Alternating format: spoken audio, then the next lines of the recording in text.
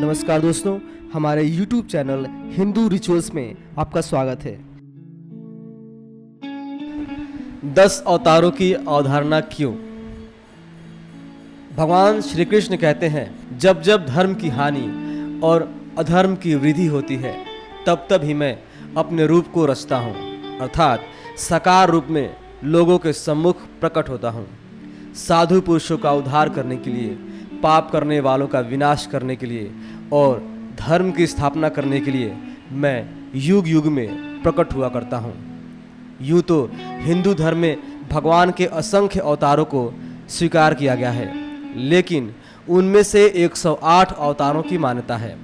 इनमें से भगवान विष्णु ने धरती की सुख शांति की स्थापना और सृष्टि के पालन के लिए जिन 10 अवतारों के धारण किए हैं वे इस प्रकार हैं। मत्स्य या मीन अवतार, वैवस्व मनु की प्रलय से रक्षा करने के लिए भगवान ने मछली का अवतार धारण किया था।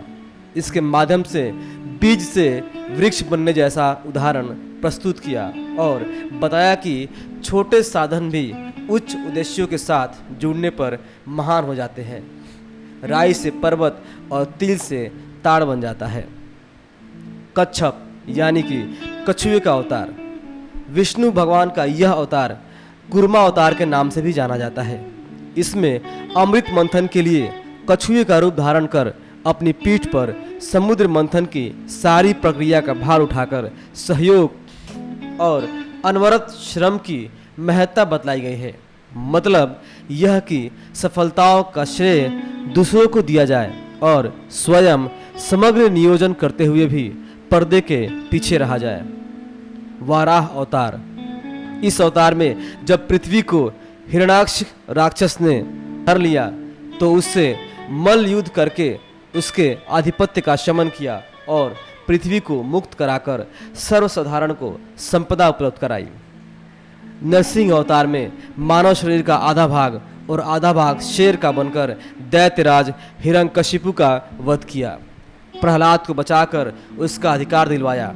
इस अवतार में साम दाम दंड का ही नहीं, भेद नीति अर्थात कूटनीति का भी प्रयोग किए जाने का औचित्य भी बतलाया गया है।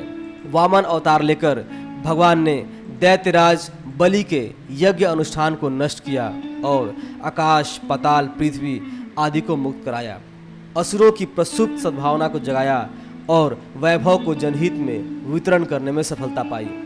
परशुराम अवतार में क्षत्रियों के अत्याचारों से ब्राह्मणों और पृथ्वी को स्वतंत्र किया।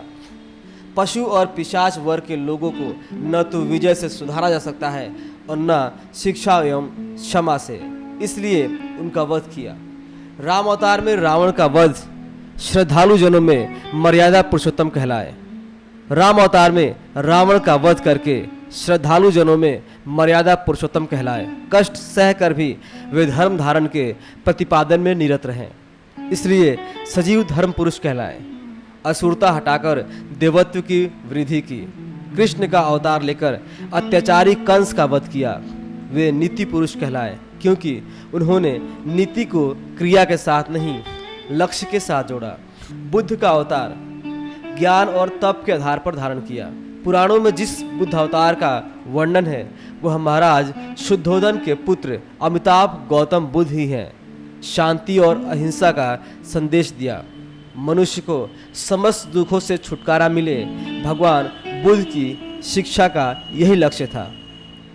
कल्कि को अंतिम अवतार कहा गया है, जो कलयुग में तब अवतीर्ण होगा जब संसार में अनाचार और अत्याचार अपनी पराकाष्ठा पर होंगे।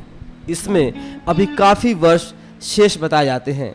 इस अवतार के बाद पुनः सतयुग आएगा। इसी प्रकार की विशेष जानकारियों के लिए देखते रहे हमारा चैनल हिंदू रिचुअल्स। और हाँ, अगर आपको ये वीडियो पसंद आए तो कृपया सब्सक्राइब करना ना भूलें, जो कि निःशुल्क है।